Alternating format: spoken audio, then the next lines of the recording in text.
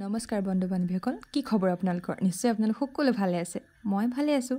মই আজি আহিছিলোঁ কাইজন একাডেমীলৈ। গতিকে কি কাৰণেনো আহিছোঁ ভিডিঅ'টো জানিবলৈ প্ৰথমৰে পৰা আৰম্ভ কৰোঁ ব'লক। আজি হৈছে বিশ্ব ধৰিত্ৰী দিৱস।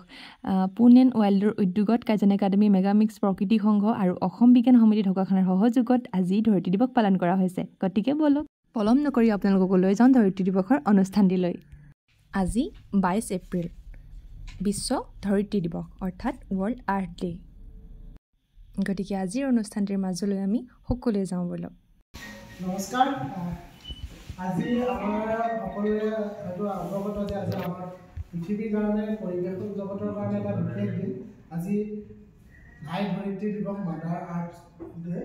গতিকে সেই দিৱসৰ লগত সংগতি ৰাখি আমি পুৱাই আৰু এই কাইজন একাডেমী মেগামিক্স প্ৰকৃতি সংঘ আৰু অসম বিজ্ঞান সমিতি ঢকুৱাখানা শাখাৰ সহযোগত আমি আজি ধৰিত্ৰী দিৱস পালন কৰিবলৈ সিদ্ধান্ত লওঁ আৰু তাৰ সেই সিদ্ধান্তমৰ্মে আমাৰ এটা বহুদিনীয়া হেঁপাহ, আশা আৰু চিন্তাৰ ফলস্বৰূপে আমি সকলো বিষয়ে এখন তথ্যচিত্ৰ নিৰ্মাণৰ কথা চিন্তা চৰ্চা কৰি আছিলোঁ আৰু যোৱা 2 বছৰে আমি সেই তথ্যচিত্ৰখনৰ নিৰ্মাণৰ কাম কাজৰ লগত জড়িত হৈ আছিলোঁ আৰু আজিৰ দিনটোৱে ভাবিলোঁ এই তথ্যচিত্ৰখন প্ৰদৰ্শনৰ বাবে আনুষ্ঠানিকভাৱে প্ৰথমবাৰৰ বাবে প্ৰদৰ্শনৰ বাবে শুভদিন হ'ব। গতিকে সেই সিদ্ধান্তৰ ওপৰত নিৰ্ভৰ কৰি আমি আজি এই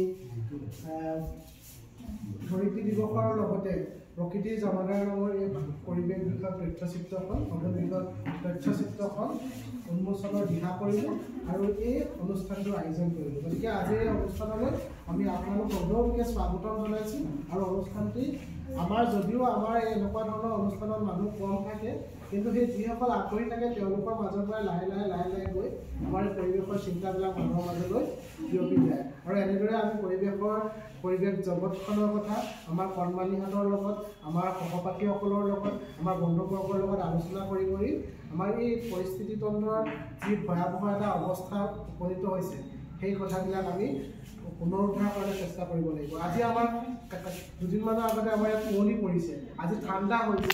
এই যে আমি এনেকুৱা গৰম দিনত ঠাণ্ডা হ'লে মনটো ভাল লাগে, কিন্তু এই যে ঠাণ্ডা হ'ল কি কাৰণে হ'ল? এনেকুৱা দিনতো এনেকুৱা অৱস্থা নহয়। গতিকে এই যে বতৰৰ জলবায়ুৰ এনেকুৱা সাংঘাতিক পৰিৱৰ্তন হৈছে, তাৰ কাৰণে আমি কি কৰিব পাৰোঁ? তেনেকুৱা ধৰণৰ আলোচনাবিলাক আমাৰ এনেকুৱা ধৰণৰ মঞ্চৰ পৰা গৈ আমাৰ লগৰ সহপাঠীসকলৰ মাজত আলোচনাৰ জৰিয়তে এটা হয়তো কাৰ্যকৰী সিদ্ধান্তত উপনীত হৈ আমি পুনৰুদ্ধাৰৰ যাত্ৰাত হয়তো আগবাঢ়ি যাব পাৰিম আৰু পৰিৱেশ সুৰক্ষাৰ এই যাত্ৰাত আমি সকলোৱে সংঘবদ্ধভাৱে কাম কৰিব পাৰিম। এটা কথা আমি ক'বলৈ খুব ভাল পাওঁ, পৃথিৱীত বহুত আন্দোলন হৈছে, প্ৰত্যেকটো আন্দোলনৰ কিবা নহয় কিবা স্বাৰ্থ থাকে। যেনেকুৱা ধৰণৰ কোনোবা হয়তো সামাজিক স্বাৰ্থ হ'ব পাৰে, অৰ্থনৈতিক স্বাৰ্থ হ'ব পাৰে, তেনেকুৱা ধৰণৰ স্বাৰ্থ। কিন্তু এটা আন্দোলন আছে যিটো কোনো স্বাৰ্থ নাই, সেইটো হ'ল পৰিৱেশ আন্দোলন। পৰিৱেশৰ পক্ষে কাম কৰাত তাৰ কোনো ব্যক্তিগত স্বাৰ্থ নাথাকে। গতিকে আমি সকলোৱে এই পৰিৱেশ আন্দোলনৰ এক প্ৰকাৰৰ আন্দোলনেই আমি সৰু সৰুকৈ বুলি ভবা কামবিলাকে একো এটা বৃহৎ কামৰ আৰম্ভণি ঘটায়। গতিকে আপোনালোক যিসকল ইয়াত উপস্থিত থাকিলে তেওঁলোকলৈ মোৰ ফালৰ পৰা পুনৰ স্বাগতম জনাইছোঁ। মোৰ মৰমৰ ছাত্ৰ ছাত্ৰীসকলক স্বাগতম জনাইছোঁ আৰু অনুষ্ঠানটো সফল ৰূপায়ণত সকলোৰে সহযোগিতা বিচাৰি আমাৰ কাৰ্যসূচী আৰম্ভ কৰিব বিচাৰিছোঁ। আমাৰ এই কাৰ্যসূচীৰ আৰম্ভণিতে আমাৰ এই অনুষ্ঠানটোৰ বিষয়ে দুআষাৰ কোৱাৰ লগতে আদৰণি ভাষণ আগবঢ়াবৰ কাৰণে ধ্ৰুৱজ্যোতিষিকে অনুৰোধ জনাইছোঁ। নমস্কাৰ। পোনপ্ৰথমে সকলোলৈ মই সেউজীয়া অভিবাদন জ্ঞাপন কৰিছোঁ। আজি ধৰিত্ৰী দিৱসৰ বিষয়ে সকলোৱে জানেই। মই বিশেষ এই বিষয়ে নকওঁ।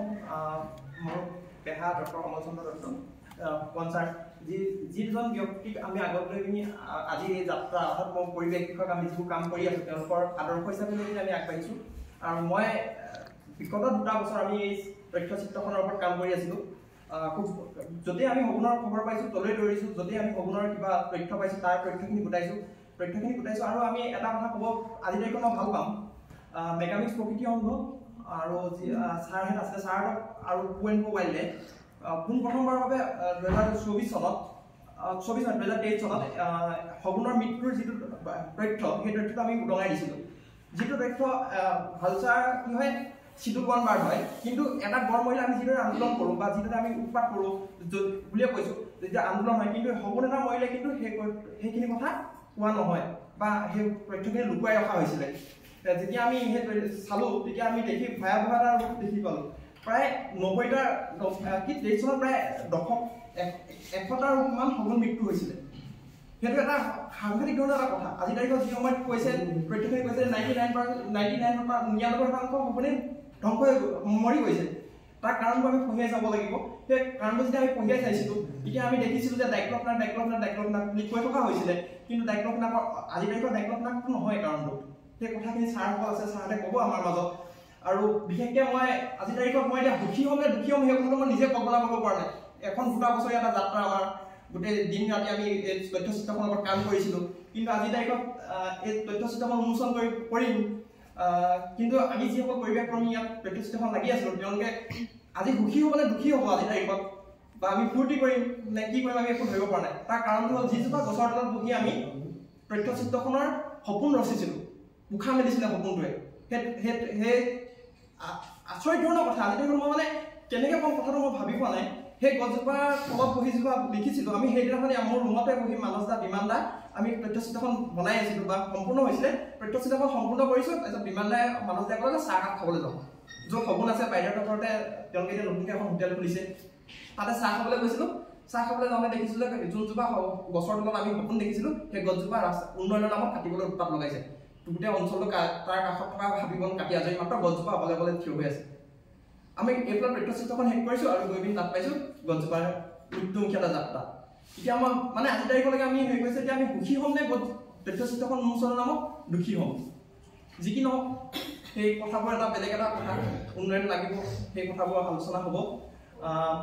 এই তথ্যচিত্ৰখন 2টা বছৰ আমি পাৰ কৰিলোঁ। আজি আমাৰ মাজত বিমান দা নাই, বিমান দাও বহুত কষ্ট কৰিলে, বিমান দা বিশেষ অসুবিধাৰ বাবে তেওঁ ডিব্ৰুগড়ত আছে। দেৱজিৎ কুমাৰ ছাৰক মই ধন্যবাদ জনাইছোঁ, মোৰ পেহা অনন্ত ছাৰক মই বহুত বেছি ধন্যবাদ জনাইছোঁ। তেওঁলোকৰ বাৰীখনত 1999 চনৰ পৰা ইয়াত সপোনৰ এটা কলনী তেওঁলোকে আজি তাৰিখত সংৰক্ষণ কৰি ৰাখিছে, যিটো কথা হয়তো বহুতে জ্ঞাত আৰু বহুতে অজ্ঞাত।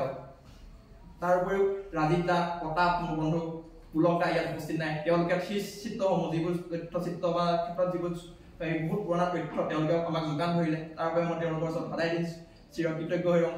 মোৰ বান্ধৱী চন্দ্ৰমা ভৰালী, তেখেত আমাৰ মাজত নাই, আজি উপস্থিত থাকিব পৰা নাই, তেওঁ বিশেষ কাৰণে গুৱাহাটীত আছে। তাক এটা মাত্ৰ অনুৰোধ কৰাইছিলোঁ আৰু সেই অনুৰোধ ৰক্ষা কৰি তেওঁ গোটেই কণ্ঠ, আৱাস কণ্ঠ, তাৰপিছত তাৰ সংগীত গোটেইখিনি তেওঁ কৰি দিলে। সেই তেওঁৰ ওচৰতো আমি চিৰকৃতজ্ঞ। আৰু বাকী মই ইয়াৰ পিছৰ কাৰ্যসূচী ধৰিত্ৰী দিৱসৰ বিষয়ে ক'বলৈ মোৰ পেহাক অনুৰোধ কৰিছোঁ, কাৰণ ইমান ফৰ্মেলিটি আমি কৰি ৰখা নাই। পেহাই ক'ব ইয়াৰ বিষয়ে, কাৰণ পেহা এটা কথা মই অনুকাই থওঁ, ৰাণীৰ যোনটো হেৰি আছে আপোনাৰ সগুণ প্ৰজনন কেন্দ্ৰ আছে ৰাণীত, তাৰ প্ৰথম সগুণটো ঢকুৱাখানাৰ পৰা গৈছিলে। সগুণৰ সেই তথ্যখিনি যদি আমি চাওঁ, গোটেইখিনি তথ্য ইয়াত আমি সন্নিৱিষ্ট কৰিব পৰা নাই, কিন্তু সেই তথ্যখিনি যদি চাওঁ আপোনালোকে আচৰিত হ'ব। এটা সগুণ প্ৰায় 2 লাখ মান টকা খৰচ কৰি এটা সগুণৰ জীৱন বচাইছিলে, যিটো ঢকুৱাখানাৰ পৰা উদ্ধাৰ কৰা হৈছিলে। সেই বহুত মানে ৰোমাঞ্চকৰ কিছুমান অধ্যয়ন আছে, মানে কি ৰোমাঞ্চকৰ কিছুমান সাধু কথাৰ নিচিনা লাগে আমাৰ কাৰণে। এটা সপোনৰ কাৰণে 2 লাখ টকা এটা খৰচ কৰিব, লণ্ডনৰ পৰা চিকিৎসকে হেৰি কৰিব, ভিডিঅ' কনফাৰেন্স যোগে চিকিৎসা কৰিব, ইয়াত চিকিৎসা কৰিব। এটা সপোন এতিয়া ৰাণীলৈ পঠাবৰ কাৰণে তেওঁলোকে গাড়ী এম্বুলেঞ্চৰ ব্যৱস্থা কৰিব। সেই কথাবোৰ আমাৰ মানে কি হয়, আমি যিসকলে কৰি থাকে তেওঁলোকে জানে, কিন্তু ইমান এটা যে ডাঙৰ ব্যৱস্থা এটা আছে সেই ব্যৱস্থাটো নাজানে। সেই কথাখিনি আমি ৰাইজৰ মাজলৈ লৈ যাব লাগে। সেই ক্ষেত্ৰত আপোনালোকৰ সকলোৰে সহায় সহযোগিতা আমি বিচাৰিছোঁ। মই মোৰ পেহাক ইয়াৰ ধৰিত্ৰী দিৱসৰ বিষয়ে ক'বলৈ, সপোনৰ বিষয়ে ক'বলৈ আমি অনুৰোধ জনাইছোঁ। ৱাইল্ডৰ উদ্যোগত এইকেইটা সংগঠন গাইডলাইন একাডেমি, নতুনকৈ ঢকুৱাখানাত জাগৰণ সৃষ্টি কৰা এটা একাডেমিক ইনষ্টিটিউট, মেগামিক্স প্ৰকৃতি সংঘ 1993 চনৰ পৰাই পৰিৱেশ আন্দোলনত অসম নামে ভাৰতবৰ্ষ তথা বিশ্বত নিজৰ নাম, নিজৰ খ্যাতি অৰ্জন কৰিব পৰা এটা সংগঠন। অসম বিজ্ঞান সমিতি 1953 চনৰ পৰাই অসম বিজ্ঞান সমিতিয়ে বিজ্ঞান আৰু পৰিৱেশ সংৰক্ষণৰ বাবে কাম কৰি আহিছে, বিজ্ঞান সজাগতাৰ কাৰণে কাম কৰি আহিছে। এই গোটেইকেইটা সংগঠনৰ বিষয়ববীয়াসকল আৰু আজি ইয়াত উপস্থিত থকা আমাৰ সকলোৰে চিনাকি কিন্তু অচিনাকি পৰিৱেশ মিত্ৰ শ্ৰদ্ধাৰ দেৱজিৎ ফুকন, পৰিৱেশ কৰ্মীসকল, গাইডলাইন একাডেমীৰ শ্ৰদ্ধাৰ সহকৰ্মীসকল, ছাত্ৰ ছাত্ৰী বন্ধু বান্ধৱীসকল মোক কোৱা হ'ল যেটো কাৰ্যসূচী দিয়া আছে মোক কোৱা হৈছে যে ধৰিত্ৰী দিৱসৰ তাৎপৰ্যৰ বিষয়ে ক'ব লাগে তাৰ আগতে মই এটা বাক্য কৈ লৈছোঁ যে মহাত্মা গান্ধীয়ে এটা কথা কৈছিল mother nature is enough for everyone need but not for everyone greed প্ৰকৃতি মাতৃ আমি সকলো পাব পৰাকৈ উভয় নদী সকলোৱে আছে প্ৰকৃতিত কিন্তু তাক যদি অফুৰন্তভাৱে আমি সংগ্ৰহ কৰোঁ শোষণ কৰোঁ তেতিয়াহ'লে গ্ৰীড আৰু তাৰ আমি বচাই ৰাখিব নোৱাৰিম ভৱিষ্যতৰ কাৰণে বচাই ৰাখিব নোৱাৰিম আৰু সেইটোৰ আলমতি মাদ্ৰাছ হাইকোৰ্টে আজি 3 বছৰ আগতে এটা ঘোষণা জাৰি কৰিছিলে যে প্ৰকৃতি এটা সেন্স সত্তা প্ৰকৃতি মাতৃ এটা সত্তা মোৰ যেনেকৈ এগৰাকী মাতৃ আছে আমাৰ সকলোৰে মাতৃ হ'ল প্ৰকৃতি আৰু গতিকে মহাত্মা গান্ধীৰ অনুভৱ আমাৰ ঋষিমুনিসকলৰ অনুভৱ পৃথিৱীৰ বিভিন্ন মনীষীসকলৰ অনুভৱ সকলোৰে এটা অনুভৱ যে প্ৰকৃতি হ'ল আমাৰ মাতৃ য'ৰ পৰা আমি অন্ন বস্ত্ৰ বাসস্থান সকলো পাইছোঁ আৰু অন্ন বস্ত্ৰ বাসস্থান পোৱাৰ পিছত আমাৰ সাংস্কৃতিক পৰম্পৰা বা অন্যান্য প্ৰয়োজনীয় যিখিনি সম্পদ মানৱে সেইখিনি পাইছে এতিয়া আচলতে প্ৰকৃতি সংৰক্ষণৰ আন্দোলনটো এটা সাংঘাতিক ধৰণৰ মানে সময়ৰ পৰা আৰম্ভ হৈছে যি সময়ত 5:40 পৰা আৰম্ভ কৰিছোঁ মই খুব বেছি 15-20 মিনিট যি সময়ত প্ৰকৃতিটো অফুৰন্ত সম্ভাৰ আছিলে তেতিয়াও কিন্তু সচেতন ব্যক্তিয়ে প্ৰকৃতি সুৰক্ষাৰ কাৰণে গুৰুত্ব দিছিলে যদি আমি ভাৰতৰ প্ৰেক্ষাপট চাওঁ বুদ্ধদেৱে প্ৰকৃতি সংৰক্ষণৰ কথা কৈছিল অশোকে প্ৰকৃতিৰ সংৰক্ষণৰ কথা কৈছিল আমাৰ ঋষিমুনিসকলে আশ্ৰম পাতিছিল আৰু সেই আশ্ৰমত সকলো উপাদান প্ৰকৃতিৰ সকলো উপাদানে সহমতত সহাৱস্থান কৰিছিল গতিকে এইবিলাক কিছু উদাহৰণ চিপকো আন্দোলনৰ কথা আছে নৰ্মদা বচাও আন্দোলনৰ কথা আছে বহুতো তেনেকুৱা উদাহৰণ আছে আৰু পৰৱৰ্তী সময়ত তাৰে অনুপ্ৰাণিত হৈ আমাৰ এই সংগঠনবিলাকে প্ৰকৃতি সুৰক্ষাৰ কাৰণে প্ৰকৃতি সংৰক্ষণৰ কাৰণে কাৰ্য কৰিবলৈ ল'লে ৰাছেল কাৰ্চন ইংৰাজী সাহিত্যৰ যি পঢ়িছে তেওঁকে গম পাইছে এগৰাকী মহিলা তেওঁ গৱেষণা কৰিছিলে DDTৰ ওপৰত তেতিয়া নিক্সন গভৰ্ণমেণ্ট আছিলে আমেৰিকাৰ এই গভৰ্ণমেণ্টৰ সময়ত আমেৰিকাৰ সাংঘাতিক ধৰণৰ DDT ব্যৱহাৰ হৈছিল আৰু তেতিয়া সেই DDTবিলাক কীটনাশক হিচাপে ব্যৱহাৰ কৰা হৈছিল পথাৰত বাৰী ঘৰত আৰু সেই DDTবিলাক গৈ সাগৰত পৰিছিল আৰু সাগৰত পৰাৰ পিছত সেই DDTৰ প্ৰয়োজন হৈ সাগৰীয় মাছবিলাক মৰিছিল আৰু ৰাছেল কাৰ্চনৰ গৱেষণাৰ বিষয়টো আছিলে সেইটো আৰু তেওঁ পিছত লিখিলে যে সাইলেন্ট স্প্ৰিং যাৰ কাৰণে তেওঁ নোবেল বঁটা পালে আৰু ৰাছেল কাৰ্চনৰ মৃত্যু হ'ল কেনেকৈ জানেনে ব্ৰেষ্ট কেঞ্চাৰ মৃত্যু হ'ল ব্ৰেষ্ট কেঞ্চাৰটো ক'ৰ পৰা আহিলে জানেনে DDTৰ লগত কাম কৰি থাকোঁতে তেওঁ স্তনৰ কেঞ্চাৰ হ'ল ৰাছেল কাৰ্চন মৃত্যু হ'ল চাওক এগৰাকী প্ৰকৃতিবিদৰ মৃত্যু কিহৰ কাৰণে হ'ল আমাৰ বিজ্ঞানৰ কাৰণে মই এতিয়া মোৰ চিনাকিটো দি লৈছোঁ মই ডক্টৰ অমল চন্দ্ৰ দত্ত অৱসৰপ্ৰাপ্ত অধ্যাপক ঢকুৱাখানা মহাবিদ্যালয় বৰ্তমান মই মেঘামিক্স প্ৰকৃতি সংঘৰ গৱেষণা সমন্বয় আৰু অসম বিজ্ঞান সমিতিৰ কেন্দ্ৰীয় কমিটিৰ উপসভাপতি এই কেন্দ্ৰীয় কমিটিৰ উপসভাপতি পৰিচয়টো মই গুৰুত্বপূৰ্ণ হৈছে এতিয়া কেন্দ্ৰীয় কমিটিত যেতিয়া আমাৰ কাৰ্যনিৰ্বাহক হয় সেই কাৰ্যনিৰ্বাহকবিলাকত বিজ্ঞানৰ কথা পাতে আৰু মই মোৰ লগতে কেইজনমান বন্ধুৱে আমি এটা কাম কৰিলোঁ আমি বিজ্ঞান বহুত কৰিলোঁ কাইলৈ পঢ়িলে আমাৰ বন্ধু বান্ধৱ গৈ মংগল গ্ৰহ পাবগৈ এতিয়াতো আদিত্য L1 আমাৰ সূৰ্যৰ চাৰিওফালে ঘূৰি আছে আমি চন্দ্ৰত 160 কোটি মানুহে ভৰি দিলোগৈ দিয়া নাই জানো 160 কোটি মানুহেতো চন্দ্ৰত ভৰি দিলোঁ নামানে কি আমাৰ মনটোতো গ'ল গতিকে আমি বিজ্ঞান বহুত কৰিলোঁ কিন্তু বিজ্ঞান য'ৰ পৰা সৃষ্টি হৈছিলে এই প্ৰকৃতিখন আমি সংৰক্ষণ কৰোঁ বিজ্ঞানে আমাক লেবৰেটৰীত অক্সিজেন তৈয়াৰ কৰি দিব পাৰিব কিন্তু গছৰ তলত অক্সিজেন দিব নোৱাৰে গতিকে আমি গছৰ তলৰ অক্সিজেন তৈয়াৰ কৰোঁ গছে আমাক যিকণ দিছে সেইকণ আমি তৈয়াৰ কৰোঁ গতিকে all development should be all thinking should be eco friendly environment related এই কথাটো আমি ইষ্টাব্লিছ কৰিলোঁ আৰু সেইকাৰণে অসম বিজ্ঞান সমিতিয়ে প্ৰথমতে অসম বিজ্ঞান সমিতিৰ লক্ষ্যটো আছিলে টু পপুলাৰেশ্যন অফ ছায়েন্স বিজ্ঞান জনপ্ৰিয়কৰণৰ কাৰণে 1953 চনত প্ৰতিষ্ঠা লাভ কৰিছিলে কিন্তু এতিয়া আমি তাক ডাইভাৰ্ট কৰিছোঁ বিজ্ঞান বহুত কৰিলোঁ ৰবট আহিলে সেইদিনাটো নিউজ এটা পাইছোঁ ৰবটৰ এগৰাকী ৰবটে গৈ ৱেটাৰ এগৰাকী ডিঙিত ধৰি মাৰি পেলালে গতিকে ৰবটে কি কৰিব পাৰে আমি গম পালোঁ বিজ্ঞানে কি কৰিব পাৰে গম পালোঁ আৰু আজিৰ বিষয়টোৰ ওপৰত মই বিজ্ঞানে কি কৰে সেই কথাটো কম গতিকে আমি বিজ্ঞান বহুত কৰিলোঁ এতিয়া আমাক লাগে প্ৰকৃতি মাতৃ। প্ৰকৃতি মাতৃক আমি বচাব লাগে, মাদাৰ নেচাৰক আমি বচাব লাগে। কেনেকৈ আমি বচাম এতিয়া?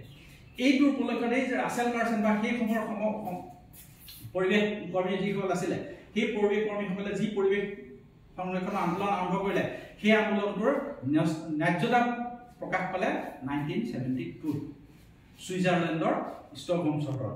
আৰু সেই ষ্টকহোম চহৰতে এটা সিদ্ধান্ত লোৱা হ'ল, তাতে জুনৰ 5 তাৰিখৰ পৰা এটা কনফাৰেন্স হৈছিলে। কনফাৰেন্সটোৰ টাইটেলটো আছিলে হিউমেন এনভাইৰনমেণ্ট, মানৱ পৰিৱেশ।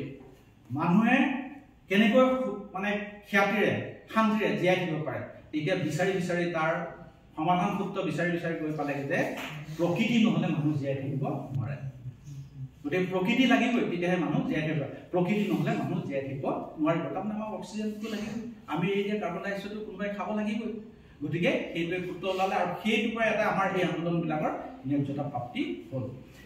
তাৰ কিছু আগত 1972 কিছু আগত 1970 চন আমেৰিকাৰ এজন চিনেটৰ, তেওঁৰ নামটো হৈছে মই পাহৰি গৈছোঁ কাৰণে মই লিখি আনিছোঁ, গেইলৰ্ড নেলছন। গেইলৰ্ড নেলছনৰ এটা মনলৈ ধাৰণা আহিলে, এই যে প্ৰকৃতি ধ্বংস হৈছে, আমি যে শান্তিৰে থাকিব নোৱাৰা হৈছোঁ, তাৰ কাৰণ কি? আৰু সেই নেলছনৰ লগতে তেওঁ চিনেটৰ আছিলে বুলি কৈছোঁ, US-ৰ এছেম্বলি চিনেটৰ আছিলে। তেওঁৰ লগতে এজন ডেভিছ হেয়াৰ্ছ হাৰ্ভাৰ্ড ইউনিভাৰ্চিটিৰ তেওঁৰ ষ্টুডেণ্ট আছিলে। এওঁলোকৰ চিন্তা হ'ল যে প্ৰকৃতি সংৰক্ষণৰ কাৰণে সংঘবদ্ধভাৱে কিবা কৰিব পৰা যায় নেকি। আৰু ধৰিত্ৰী দিৱসৰ মূল সময় হ'ল সেইটোৱে। আৰু সেই সময়ৰ পৰাই 1970 চনৰ 22 এপ্ৰিল আছিলে। 22 এপ্ৰিলত তেওঁলোকে বহু হাজাৰ ছাত্ৰ ছাত্ৰীক লৈ, আজি ছাত্ৰ ছাত্ৰী দেখি মোৰ ভাল লাগিছে, সেই সময়ত কিন্তু উদ্যোগটো ছাত্ৰ ছাত্ৰীক লৈ কৰিছিলে। ছাত্ৰ ছাত্ৰীক লৈ কৰিলে যে আমি ভৱিষ্যতে আমাৰ পৃথিৱীখন কেনেকৈ সুৰক্ষা দিব পাৰোঁ, আমাৰ প্ৰকৃতিক কেনেকৈ সুৰক্ষা দিব পাৰোঁ। এইমটো আছিলে, অবজেক্টিভটো আছিলে যে importance of environmental conservation and sustainable development, পৰিৱেশ সংৰক্ষণৰ গুৰুত্ব আৰু স্ববাহিতা। পৰিৱেশে যে আমাক দি আছে, আমি পৰিৱেশৰ পৰা পাই আছোঁ, খাই আছোঁ। গাখীৰ ৰাতিপুৱা গৰুজনী গাখীৰ খীৰালোঁ, এবাৰ খীৰোৱাৰ পিছত আকৌ 9টা বজাত গাখীৰ নোলায়, কেনেকৈ ওলাব? আবেলি গাখীৰ পাবলৈ হ'লে কি কৰিব লাগিব? দানা খুৱাব লাগিব, ঘাঁহ খুৱাব লাগিব, তেতিয়াহে আবেলি গাখীৰ পাম। সেইটো কোৱা হয় স্ববাহিতা, যে কিবা এটা আমি কৰিব লাগিব, কিবা এটা পাবৰ কাৰণে তাক কিবা এটা কৰি দিব লাগিব। অক্সিজেন পাবৰ কাৰণে আমি কি কৰিম? গছ পুলি ৰুবই লাগিব। বাৰ্থডে 700 টকীয়া, 800 টকীয়া, 1000 টকীয়া, 1500 টকীয়া বাৰ্থডে কেক কিনিম নে তুলসী পুলি এটা room? So this concept is called sustainability. মই সৰল ভাষাত ক'বলৈ বিচাৰিছোঁ। মোৰ পিতাই যেতিয়া নাঙল কাটিছিলে, নাঙল কাটিবৰ কাৰণে গছজোপা গুৰিত কাটিছিলে নে য'ত নাঙলটো আছিলে সেই ডালটো কাটি আনিছিলে? নাঙলটো থকা ডালটো কাটি আনিছিলে। This concept is called sustainability. Phukan দাই এই কথাখিনি ক'ব। গতিকে এইটোক লৈ 1970 চনৰ পৰা এই আন্দোলনটো আৰম্ভ হ'ল। আৰু সেইটোকে যিহেতু 22 এপ্ৰিলত আৰম্ভ হৈছিলে, সেইকাৰণে 22 এপ্ৰিলৰ তাৰিখটো এতিয়া ধৰিত্ৰী দিৱস। তাৰমানে আমাৰ মাতৃৰ জন্মদিন বুলি ক'ব নোৱাৰোঁ নেকি?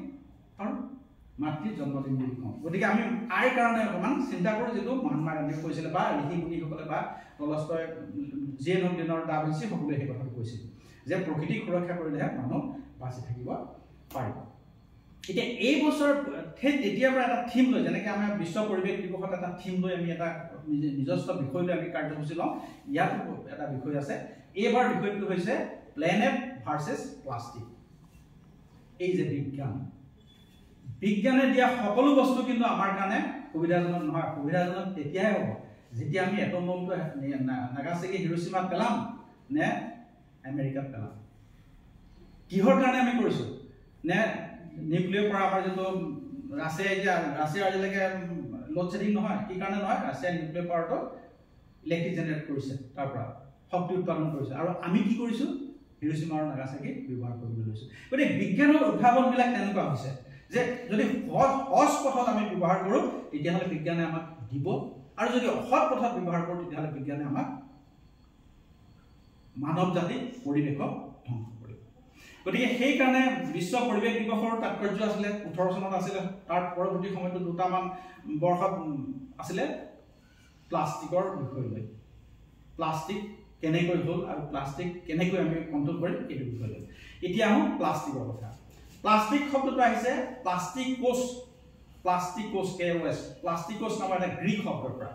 ইয়াৰ অৰ্থ হ'ল ফিট ফৰ মোল্ডিং মোল্ডিং মানে যিকোনো তাক আকাৰ দিব পৰা অৱস্থালৈ আনিব পৰা এটা মেটেৰিয়েল আৰু সেইটোক আৱিষ্কাৰ কৰিছিল প্ৰথম 1855 চনত আলেকজেণ্ডাৰ পাৰ্কাৰ নামৰ এজন বিজ্ঞানী গতিকে এই যে আলেকজেণ্ডাৰ পাৰ্কাৰে তেওঁ অনুসন্ধানচ মনেৰে যে সেই বস্তুটো আৱিষ্কাৰ কৰিছিল তেতিয়া কিন্তু আমি সকলোৱে ভাবিছিলোঁ যে এটা সাংঘাতিক ধৰণৰ ভাল বস্তু আৱিষ্কাৰ কৰিলে এতিয়াও মোক বৰ প্ৰশ্ন এটা মই আগতো আমাৰ কলেজত এখন ডাঙৰ মিটিং আছিল SDO অন্য মূৰক যেতিয়া উপস্থিত আছিল এটা মই প্ৰশ্ন সুধিছিলোঁ মোক সেই প্ৰশ্নটো আজি আমি যি এই গুৰুজন উপস্থিত আছোঁ আপোনালোকে উত্তৰ দিয়কচোন আজি ৰাতিপুৱা শুই উঠাৰ পৰা ৰাতি শুৱালৈকে এটা সময় কথা কওকচোন যিটো সময়ত আপুনি প্লাষ্টিক ব্যৱহাৰ কৰা নাই কওকচোন সকলোকে সুধিছোঁ ছাত্ৰ ছাত্ৰী শিক্ষক আমাৰ যিসকল আছে আজি ৰাতিপুৱা ধৰক মই 5টা বজাত উঠিলোঁ মই 5টা বজাতে উঠোঁ বাৰু ৰাতিপুৱা 5টা বজাত উঠিলোঁ আৰু মই 4টা বজাত মই শুম এই পিৰিয়ডটোত কোনোবা এটা সময়ত প্লাষ্টিক ব্যৱহাৰ নকৰা সময়টো কওকচোন ষ্টাৰ্ট হৈ কোৱাচোন কোন সময়ত তুমি প্লাষ্টিক ব্যৱহাৰ কৰা নাই আজি দিনটো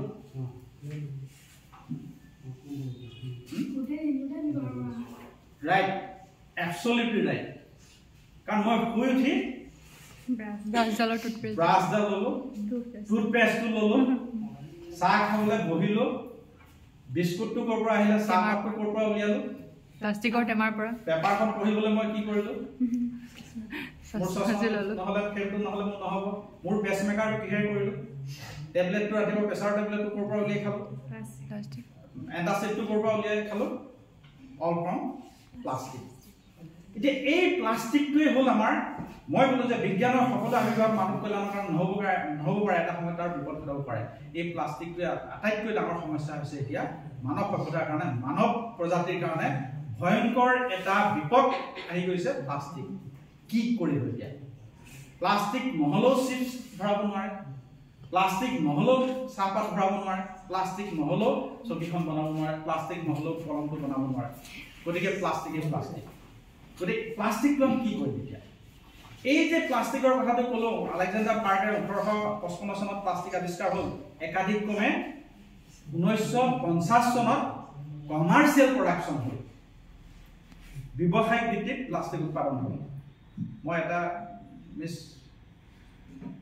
আছে মোৰ আৰ্টিকল এটা কলেজৰ হেৰিয়াত আছিলে তুমি চাইছিলা নাই জানো প্লাষ্টিক আৰু মানৱ কল্যাণ তাতে মই এই কথাখিনি লিখিছিলোঁ যে এই যে 1950 চনত যে প্লাষ্টিকটো আমাৰ ব্যৱসায়িক ভিত্তিত আৰম্ভ হ'ল তেতিয়া কিমান প্লাষ্টিক তৈয়াৰ কৰিছিলে তাৰ তথ্যটো হ'ল 1950 চনত 1.5 million metric ton 1.5 million metric ton অংক মাষ্টৰখন আছে অংক 1.5 মিলিয়ন মেট্ৰিক টনটো কিমান কেজি হ'ব আচ্ছা সেইটো হ'ল আৰম্ভণি সকলো ক্ষেত্ৰতে সকলোৱে আকোৱালি ল'লে তাৰপিছত এতিয়া সমস্যা আহিলে চিপছৰ পেকেটটো ক'ত পেলাম এতিয়া এই আৱৰ্জনাখিনিৰ কথা মই কম বাৰু দুই এটা 51 চনত 1.5 2021 চনত 368 মিলিয়ন মেট্ৰিক টন প্লাষ্টিক উৎপাদন হ'ল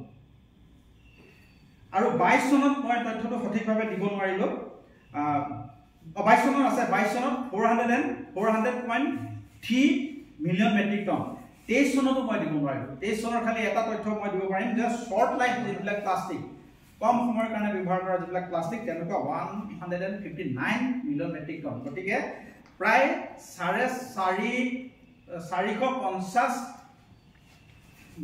মিলিয়ন মেট্ৰিক টন মান 23 চনত প্লাষ্টিক উদ্ভাৱন হ'ল আৰু আটাইতকৈ সুখৰ কথা যে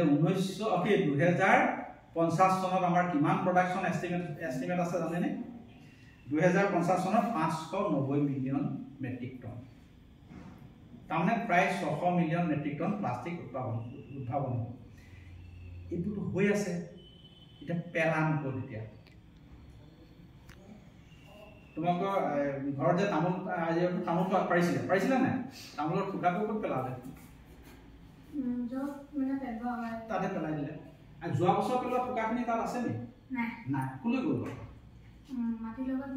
পচি গ'ল তুমি যে যোৱা বছৰ চিপ খাইছিলা সেই চিপছৰ পেকেটটো ক'ত আছে বাৰু মাটিৰ তলতে আছে প্লাষ্টিকৰ সমস্যাটো হ'ল কি এনেকুৱা কিছুমান প্লাষ্টিক আছে যিবিলাক প্লাষ্টিক 1 লাখ বছৰটো পচি নাযায় আজি মই চিপছৰ আঙ্গুল চিপছ লিখা আছে আংকুল চিপছ লিখা পেকেটটো যদি আংকুল চিপছ লিখা পেকেটটো যদি মই মাটিত পুতি থওঁ 200 বছৰ পাছত যদি খানি চাওঁ আমি কোনোবা 200 বছৰ থাকিম জানো তোমালোকে থাকা যে নাজানো তোমালোকে আজিকালি এইটোতো চিপছ আহিব এলেন মাৰ্কছেটো ইয়াত চিপছ ভৰাই দিব এতিয়া চিপছ ভৰাই দিয়াৰ পিছত সেই চিপছটোহে আমাক কণ্ট্ৰল কৰিব প্ৰকৃতিটো আমাক কণ্ট্ৰল নকৰিব এলেন মাৰ্কছেটো এইটো চেলেঞ্জ ল'লে যে মানুহৰ মগজত চিপছ ভৰাই দিব এতিয়া গতিকে 200 বছৰ পাছত যদি আমি কোনোবা তেনেকৈ এলেন মাৰ্কছৰ কিবা যদি জীয়াই থাকো তেতিয়াহ'লে সেইটো খানি চালে ওলাই পৰিব কি আংকুল চিপছ কিমান গ্ৰাম 75 গ্ৰামছ এইটোৱে হ'ল আমাৰ সমস্যা প্লাষ্টিকৰ সন্ত্ৰাস হ'লে প্লাষ্টিকটো পচি নাযায় কল বাকলিটো পচি গ'ল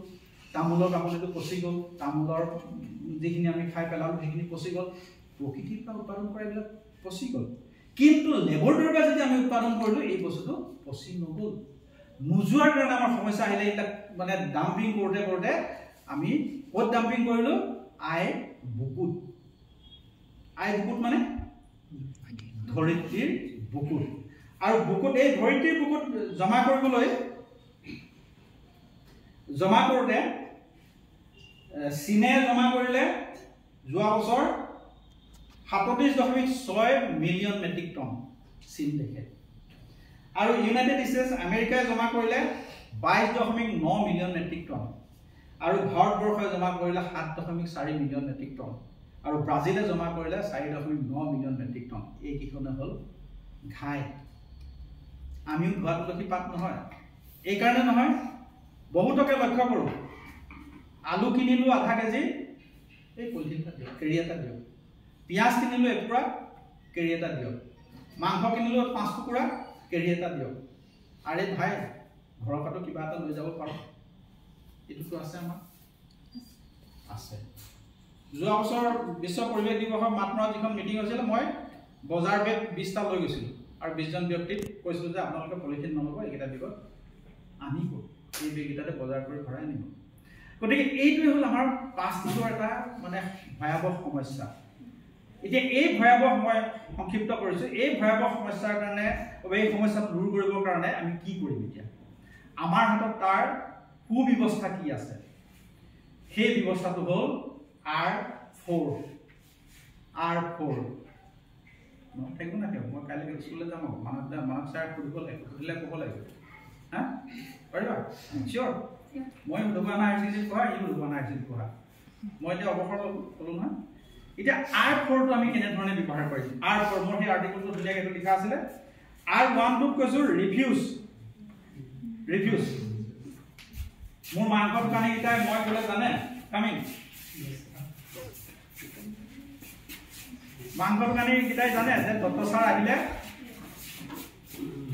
টিফিনটো ল'ব টিফিনটো পাতি দিব তাতে মাংস দিব লাগিব আৰু মই শাক পাচলি দোকানীকেইটাক মই যেতিয়া বেগটো লৈ এনেকৈ থাকোঁ সিহঁতে পলিথিন তাত ভাবল দিয়ে ঐ উপায় হওক এই গেঞ্জিটো থচোন মোৰ গেঞ্জি আছে সিহঁতে কয় ছাৰ ইয়াত ভৰাই দে মই বেগটো পাতি দিওঁ these are process of refuse কিয় আমি ৰিফিউজ কৰিব নোৱাৰোঁ এইটোতো মই ৰিফিউজ কৰিব নোৱাৰোঁ এই প্লাষ্টিকটো মই ৰিফিউজ কৰিব নোৱাৰোঁ কিন্তু ইয়াক মই 5 বছৰ পিন্ধিছোঁ মই আগৰ লেন্সযোৰ বদলাই আগৰ 3 বছৰ পিন্ধিলোঁ আৰু এতিয়া আৰু 2 বছৰ 4 বছৰ হৈছে আৰু 1 বছৰ মই পিন্ধিম তাৰপিছত কি হয় হ'ব গতিকে এইটোতো আমি কৰিব পাৰোঁ ৰিফিউজ কৰিব পাৰোঁ বজাৰলৈ যাওঁতে আমি সকলোৱে এতিয়া দেউতাহঁতক ক'বগৈ পাৰিমনে হোষ্টেলত মেছত আমি সেইটো সিদ্ধান্ত ল'ব পাৰিমনে যে প্লাষ্টিক ননাকৈ আমি অন্য ব্যৱস্থাৰ বজাৰ সমাৰ কৰোঁ ৰিফিউজ কৰোঁ আমি তাৰপিছত ৰিডিউচ কমকৈ ব্যৱহাৰ কৰোঁ য'ত অতীব প্ৰয়োজন মোৰ পেচমেকাৰটো লগাব লাগিবই মোৰ পেচমেকাৰটোতো প্লাষ্টিকৰে বনোৱা লগাব লাগিবই চিৰিঞ্জটোতো প্লাষ্টিকেই বনোৱা এইখিনি য'ত ন্যূনতম ব্যৱহাৰ আছে সেইখিনি ব্যৱহাৰ কৰোঁ কিন্তু অপ্ৰয়োজনীয়ভাৱে এটা বেগতে সকলো বজাৰ আহে পিঁয়াজো আহে আলুগুটিও আহে কলডিলো আহিব গোটেইকেইটা আহিব তেনেস্থলত 4টা বেগ কিয় লওঁ 4টা পলিথিনৰ কেৰি বেগ কিয় লওঁ এই কথাটো কিন্তু আমি গুৰুত্ব দিব পাৰোঁ R3 ৰিচাইকল এই যে চকীকেইখন আমাৰ আছে এই চকীবিলাক আহিছে আজিকালি এই চকীবিলাক ৰিচাইকল আৰু ধুনীয়া ৰছীবিলাক যে আহিছে এইবিলাক ৰিচাইকল গতিকে আমি পুৰণা বস্তুবিলাক ৰাস্তাৰ কাষত পেলাই নিদি য'তে ত'তে পেলাই নিদি আমি সেইখিনি সংগ্ৰহ কৰি যদি কোম্পানীলৈ পঠাব পাৰোঁ তেতিয়া আমি ৰিচাইকলৰ ব্যৱস্থা হ'ব পুনৰ অন্য এটা বাচন বৰ্তন তৈয়াৰ হৈ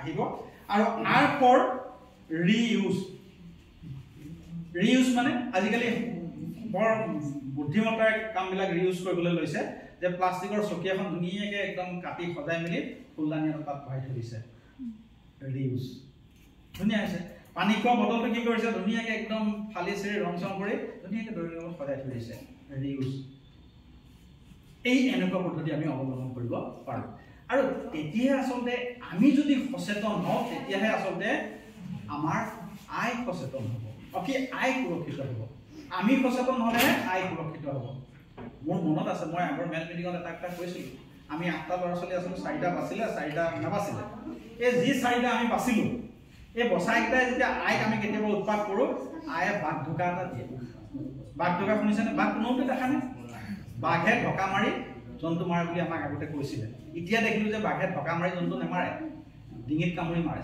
ঢকা মাৰি মানে হয়তো পেলাই লয় পেলোৱাৰ এটা ব্যৱস্থা এই আই তেনেকৈ বাঘ ঢকা এটা মাৰে আৰু আমি কান্দি কাটি আঁতৰি গুচি যাওঁ আইক আমনি নকৰোঁ এতিয়া বাঘ ঢকা পৰি আছে ক'ত ক'ত বাঘ ঢকা পৰিছে জাপানত বাঘ ঢকা পৰিলে এৰোপ্লেন পানীত উটি গ'ল ডুবাইত বাঘ ঢকা পৰিছে কি হৈছে ডুবাইত এতিয়া এৰোপ্লেন পানীত উপঙি আছে বাংগালোৰত বাঘ ঢকা পৰিলে বাংগালোৰত কি হৈ আছে বাংগালোৰ কি হ'ল পানী প্ৰব্লেম মানে পানী নাই বাংগালোৰত খাবলৈ পানী নাই গা ধোৱাটো দূৰৰ কথা কোনোবা দুজন মানে গাড়ী গৈছিলে এৰেষ্ট হ'ল যে খাবলৈ পানী নাই এইটো হ'ল প্ৰকৃতিৰ বাঘ ঢকা আইৰ বাঘ ঢকা গতিকে আমাৰ ইয়াতো বাঘ ঢকা পৰিছে আহু খেতি হেৰিটো পানী নাই উজান কৰিবলৈ মাছৰ উজান কৰিবলৈ পানী নাই তাৰমানে প্ৰকৃতিত প্ৰত্যক্ষ বা পৰোক্ষভাৱে এটা প্ৰভাৱ পৰিছে গতিকে এই হ'ল আমাৰ প্ৰকৃতিয়ে দিয়া আমাৰ ওপৰত বাঘ ঢকা গতিকে এই বাঘ ঢকাৰ পৰা পৰিত্ৰাণ পাবৰ এটা উপায় আছে যে প্ৰকৃতি মাতৃক আমিও অকণমান সহায় কৰিব লাগিব কাৰণ আমাৰ অন্যথা 1972 সেই ষ্টকহোম কনফাৰেন্সত সিদ্ধান্ত হৈছে যে প্ৰকৃতি অবিহনে মানুহ জীয়াই থাকিব নোৱাৰে আৰু সকলো জীৱ জীয়াই থাকিলেহে মানুহ জীয়াই থাকিব পাৰিব অন্যথাটো আমি কি ৰবটকেইটাৰ লগত আমাৰ ডিফাৰেঞ্চ কিবা হ'ব জানো ৰবটকেইটাত বেটেৰী লগাই দিছোঁ সিহঁতে নিজৰ নিজৰ কাম কৰি আছে তাৰ আৰু আমাৰ প্ৰতি কিবা পাৰ্থক্য আছে জানো আমি তেনেকুৱাই হৈ পৰিম গতিকে আমাক আনন্দ আমাক অন্ন বস্ত্ৰ বাসস্থান সংস্কৃতি সকলো লাগিব ধুনীয়া কপৌ ফুলপাহ দেখিছোঁ ভাল লাগিছে কিনি আনি খোপাত আহিছোঁ নাচিছোঁ আনন্দ এস্থেটিক যিটো ভেলু এস্থেটিক ভেলুটো আমি পাইছোঁ গতিকে এইটোৱে হ'ল প্ৰকৃতিৰ অৱদান গতিকে এই কথাখিনি মই খুব কম পৰিসৰ ধৰিত্ৰী দিৱসৰ তাৎপৰ্যৰ কথা মই ক'লোঁ যে আমাৰ ভাৰতীয় পৰম্পৰা বা ভাৰতীয় এটা পৰম্পৰা আছে যে আমি ইক' ফ্ৰেণ্ডলি চলিব জানো পৰিৱেশসন্মতভাৱে চলিব জানো আমি পৰিৱেশৰ লগত সহমতত আমি চলিব পাৰোঁ কিন্তু সেই পৰম্পৰা আমি এতিয়া দিছোঁ গতিকে সেই পৰম্পৰাক আমি ধৰি ৰাখিব লাগিব আমি প্ৰকৃতিৰ লগত সহাৱস্থান কৰিব লাগিব অন্যথা বাংগালোৰ কথা ডুবাইৰ কথা জাপানৰ কথা গতিকে আমি সচেতন হ'ব হ'ল আৰু এই সচেতন হ'বৰ কাৰণে আমি কৈছোঁ যে মেগামিক্স প্ৰকৃতি সংঘৰ জন্ম হৈছিল প্ৰায় 90 চনৰ পৰা চিন্তা চৰ্চা কৰি 93 চনত মেগামিক্স প্ৰকৃতি সংঘ জন্ম হৈছিল জন্মদাতাজন আপোনালোকৰ সন্মুখতে আছে বহুত চিঞৰ বাখৰ কৰিলে চৰকাৰে তেখেতক পৰিৱেশ মিত্ৰ হিচাপে বঁটাও ঘোষণা দিলে কিন্তু এই আস্ফালনটো আমাৰ যেন মিছা হৈ গৈছে এতিয়া মানৱ ধ্ৰুৱৰ বিমান এতিয়া আগবাঢ়ি আহিছে আমাৰ লগত এইবিলাকৰ সেইটো মানসিক হোৱা কথা কয় যে আমি কি পাম দেৱজিৎ ফুকনক মই মাজে মাজে কৰোঁ যে আমি সময়বোৰ নষ্ট কৰিছোঁ নেকি বাৰু এনেই যে বৰকি আছোঁ কিবা কৈ আছোঁ এইবিলাক কিবা ফল আহিছে নেকি বাৰু বিশেষ ফল পাইছোঁ যেন পোৱা নাই কিন্তু শান্তি পাইছোঁ যে দুজনক হ'লেও বুজাব পাৰিছোঁ মানৱ আৰু ধ্ৰুৱৰ বিমানক বুজাব পাৰিব মানৱ ধ্ৰুৱ বিমানে আৰু ইয়াৰ মাজৰ দুজন মানুহক বুজাব পাৰিব অন্ততঃ কিবা নহয় কিবা এটা ফল আমি পাম এইখিনি ক'লোঁ দ্বিতীয়তে ক'লে যে সগুণৰ কথা ক'বলৈ ক'লে সগুণৰ কথা ক'লে মই আত্মজীৱনী অকণ ক'ব লাগিব যে বিমানতৰ ঘৰৰ ওচৰৰ বাগিচা এটাত মোলৈ খবৰ এটা আহিলে যে তাত সগুণ এটা পৰিছে সংগ্ৰহ কৰিব লাগে মই ভাস্কৰ চেতিয়া তেতিয়া আছিল আমাৰ কৰ্মী ভাস্কৰ চেতিয়া মই সগুণ পোৱালিটো সংগ্ৰহ কৰিলোঁ আৰু সেই সগুণ পোৱালিটো মোৰ ঘৰত মোৰ জালফাৰী ঘৰত মই তেতিয়া জালফাৰীত আছিলোঁ মোৰ জালফাৰী ঘৰত মই প্ৰায় মাহেকৰ ওচৰত সগুণটো মই ৰাখিছিলোঁ আৰু সেই সগুণটো ৰখাৰ কাৰণে সেই সময়ত 8-9-10 চনত তেনেকুৱা সময়ত মানে বৰ মুখ অস্পৃশ্য কৰা হৈছিল গাঁৱৰ ৰাইজে মোক অকণমান এঘৰীয়া কৰাৰ নিচিনা কৰিছিল যে যাৰ ঘৰত সগুণ আছে সেই মানুহ ঘৰত কেনেকৈ আমাৰ প্ৰিয় হ'ব পাৰে। গতিকে মই সগুণৰ কাৰণে কেতিয়াবা মোৰ ককাই ভাইৰ লগতো মই অপ্ৰিয় হ'ব লগা হৈছিল। তাৰ পৰৱৰ্তী সময়ত মই কিবা এটা আমাৰ অসমত আৰ্টিকল এটা লিখিছিলোঁ সগুণৰ বিষয়ে। আৰ্টিকলটো লিখোঁতে কাৰণ মই যেতিয়া কছাইখনলৈ আহোঁ, কছাইখনলৈ আহিলে তেতিয়া মোক মানে সগুণ ছাৰ বুলি মাতে। কছাইখনৰ মানুহকেইটাই সগুণ ছাৰ বুলি মাতে। মই মাংস অলপ দিওঁ, সগুণকেইটাক দিওঁগৈ। সগুণ ছাৰ মানে ভাল ছাৰ। তেতিয়া মই আৰ্টিকলটো লিখোঁতে আমাৰ অসমতো লিখোঁতে ভাল ছাৰ বুলি লিখিছোঁ আৰু হোমেন বৰগোহাঁই ছাৰে এপ্ৰিচিয়েট কৰিছিলোঁ। সেই আৰ্টিকলটো লিখাৰ পিছত মই বহুতো চিঠি পত্ৰ মোলৈ আহিলে, খা খবৰ মোলৈ আহিলে। তাৰে এজন বন্ধু চিঠি এখন আহিলে বঙাইগাঁৱৰ পৰা এজন, মই মানে ভঙা বাক্যৰে লিখিছে, মই কথাখিনি বুজি পাইছোঁ নাই পোৱা, বঙালী মানুহ বুজ বুলি। তাৰপিছত তেওঁৰ লগত মই যোগাযোগ কৰিলোঁ। যোগাযোগ কৰাৰ পাছত এই সগুণৰ কাৰ্যটোৱে কিন্তু সেই মৃত্যুমুখী ব্যক্তিজনক জীৱন দান কৰিবলৈ মই সক্ষম হ'ব বুলি মই আচলতে নিজেই ক'ব পাৰোঁ। সেই মানুহজনৰ লগত মোৰ যোগাযোগ হ'ল বিকাশ ঘোষ। তেওঁ এজন হোটেলৰ কৰ্মী, হোটেলৰ সাধাৰণ কৰ্মী, দুজনী ছোৱালী আছে আৰু তেওঁ পৰিৱেশৰ কাম কাজ কৰে। আৰু পৰৱৰ্তী সময়ত মই তেওঁৰ পৰা গোটেই লেখাবিলাক আনি 2010 চনত এখন মই কিতাপ প্ৰকাশ কৰিলোঁ, বিপন্ন বসুন্ধৰা আৰু এজন জাগ্ৰত প্ৰহৰী বুলি। আৰু সেই কিতাপখন প্ৰকাশ কৰাৰ পিছত যিজন বিকাশ ঘোষৰ ভকেল কৰ্ডৰ কেঞ্চাৰ আছিলে, সেই বিকাশ ঘোষক সেই সময়ত কোৱা হৈছিলে যে তেওঁৰ 3-4 বছৰমান থাকিব। ষ্টিল বিকাশ ঘোষ জীয়াই আছে, কাম কৰি আছে, উদ্যমী হৈ আমাৰ লগত যোগাযোগ কৰি আছে, হেমন্তৰ লগত যোগাযোগ কৰি আছে, কিবা কিতাপ কৰিবলৈ দিছে হেমন্তক। সেই মানুহজন জীয়াই আছে। তাৰমানে প্ৰকৃতিয়ে সেই মানুহজনক নতুনত্ব আনি দিলে, নতুন নৱজীৱন আনি দিলে। গতিকে প্ৰকৃতিৰ মানে হেৰিটো উৎসাহটো তেনেকুৱাই, সেই কামটো কৰিব পাৰি। তাৰপিছত মই সগুণৰ লগত কাম কাজ কৰিলোঁ। এই যে আমাৰ মানসে ক'লে নে ধ্ৰুৱই ক'লে যে এটা সগুণ আকৌ বাগিচা গাঁৱৰ সেইটো এটা ডাঙৰ এৰিয়া আছে, সগুণৰ ডাঙৰ কলনী এৰিয়া আছিলে। সগুণ ধুমুহাত পৰি গ'ল। ধুমুহাত পৰি গছৰ কি চুমনি টঙি ঘৰ এটা ওপৰত পৰি গ'ল। টঙি ঘৰ এটা ওপৰত পৰি সি শুই আছে, এনেকৈ বহি আছে। মই তাৰ ওচৰলৈ গ'লোঁ। সাধাৰণতে ৱাইল্ড লাইফ মানে কালেক্ট কৰাৰ কিছুমান নিয়ম আছে, গোটেইবিলাক এতিয়া কথা কোৱা সম্ভৱ নহয় ইয়াত। তাৰ সগুণটো সি লৰচৰ কৰা নাই। মই তেতিয়া গম পালোঁ সি জখম। গতিকে মই বগাই সেই টঙি ঘৰটোৰ ওপৰত বগাই মই তাক আঁতৰৰ পৰা মাংস দিমগৈ। সি খাই থাকে। ইফালে তাত ডক্টৰ দেৱজিৎ দাস আছে ৰাণীত, তেওঁলৈ ফোন কৰোঁ। তেওঁ মানে গাড়ী মটৰ ঠিক কৰিব পৰা নাই, আকৌ পাৰ্মিট লাগে, পাৰ্মিট ঠিক কৰিব পৰা নাই। তেনেকৈ আকৌ মই এসপ্তাহমান সগুণটোক খুৱাই তেনেকৈ ৰাখিবলগীয়া হয়। আৰু দেৱজিৎ দাস অহাৰ পিছত, দেৱজিৎ দাস যিহেতু ভেটেনেৰী ডক্টৰ, তেওঁ চাই মেলি ক'লে, মোক ক'লে যে ছাৰ সগুণটোৰ ঠেংটো ভঙা, দিন বেছি হৈ গ'ল, কি কৰিব পাৰোঁ একো ঠিকনা নাই। তাৰ মানে ঠেংটো আমাৰ এটা কথা আছে কি হাড়টো যদি এনেকৈ ভাঙি যায়, আকৌ পুনৰ হাড়টো ভাঙি যোৱাৰ পিছত বৰ্ধিত হৈ যায়। সগুণটোৰ সেই অৱস্থাটো হ'ল। তাৰপিছত এম্পুটেশ্যন কৰিবলগীয়া হ'ব পাৰে, তাৰমানে ঠেংটো কাটিও দিবলগীয়া হ'ব পাৰে তাত। মই বোলো তুমি লৈ যোৱা, যি কৰা কৰিবা। আমি গোটেইখিনি কাগজ পত্ৰ কৰি লৈ সেউজীয়া আহিলে আমি তেওঁক ৰান্ধিলে পঠালোঁ। পাছত সেই সগুণটোৰ কাৰণে লাখ দুবাৰ যিটো কথা ক'লে লাখ টকা খৰচ কৰিবলগীয়া হ'ল। আফটাৰ মই পিছত যেতিয়া গৈছিলোঁ তেতিয়া দেৱজিৎ দাসে মোক দেখাইছিলে যে ছাৰ এইটো আপুনি পঠোৱা 1 নম্বৰ সগুণটো আৰু এইটো 2 নম্বৰ সগুণটো, যিটো ঠেংটো ভঙা আছিলে, আমি লণ্ডনৰ লগত ভেটেনেৰী ডক্টৰৰ লগত কনচাল্ট কৰি সগুণটোক আমি পচালোঁ। কিন্তু পৰৱৰ্তী সময়ত তেওঁ মোক কৈছিলে যে তেওঁ ব্ৰিডিঙলৈ অহা নাছিলে সগুণটো, হয়তো মেডিচিনৰ কাৰণে হয়তো সগুণটো ব্ৰিডিঙলৈ মানে প্ৰজননলৈ তেওঁ অহা নাছিলে, সংগী বিচৰা নাছিলে। গতিকে মই কি কৰিলোঁ মই নাজানো, কিন্তু পৰিৱেশৰ কাম কৰিবৰ কাৰণে নিজৰ এটা ইচ্ছা আছিলে আৰু লগ পাই গ'লোঁ দেৱজিৎ ফুকন, মৃগনাথ গগৈৰ নিচিনা ব্যক্তিক লগ পাই গ'লোঁ আৰু লগ পাই পৰিৱেশৰ কাম কৰিবলৈ উৎসাহিত হ'লোঁ। আৰু মনলৈ এটা ভাৱ আহিলে যে মই যিহেতু অন্ন বস্ত্ৰ বাসস্থান মোৰ আয়ে দিছে, গতিকে এই আয় সুৰক্ষাৰ কাৰণে, আয়ৰ নিৰাপত্তাৰ কাৰণে মই কাম কৰা উচিত আৰু মোৰ সেইটো দায়িত্ব আৰু কৰ্তব্য বুলি মই ভাবিলোঁ। আৰু যিটো ভাৰতীয় সংবিধানৰ কিমান নম্বৰ 84 নম্বৰ সংশোধনত কি 51A আৰু Bৰ দফা 2 পৰিৱৰ্তন কৰি ক'লে যে প্ৰকৃতি সুৰক্ষাটো আমাৰ ভাৰতীয় নাগৰিকৰ দায়িত্ব আৰু কৰ্তব্যৰ ভিতৰত পৰে। গতিকে ধৰিত্ৰী দিৱসৰ তাৎপৰ্যৰ বিষয়ে মোক ক'বলৈ কোৱা হ'ল, এইখিনি কথা মই ক'লোঁ। আৰু সকলোলৈকে মই আহ্বান এটাই জনাইছোঁ যে পৰাপক্ষত এই যে আমি প্লাষ্টিক, আজিৰ যিটো দিৱসৰ থিম প্লেনেট ভাৰ্চেছ প্লাষ্টিক, এইটোৱে আমাক কিন্তু সতৰ্ক হোৱাৰ এটা সুযোগ দিলে। আৰু এই কাৰণে কৈছোঁ মই প্লেনেট শব্দটো অকল আমাৰ পৃথিৱীৰ কথা কোৱা নাই, প্লেনেট মানে পৃথিৱীৰ গ্ৰহটোৰ কথা কোৱা নাই। মংগল গ্ৰহত কিন্তু প্লাষ্টিক প্ৰদূষণ হ'ব এতিয়া, হয়নে? মংগল গ্ৰহত প্লাষ্টিক প্ৰদূষণ হ'বনে? ভিতৰতো প্লাষ্টিক কিছুমান গৈছে তাত, সেইখিনিতো ঘূৰাই আনিছে জানো?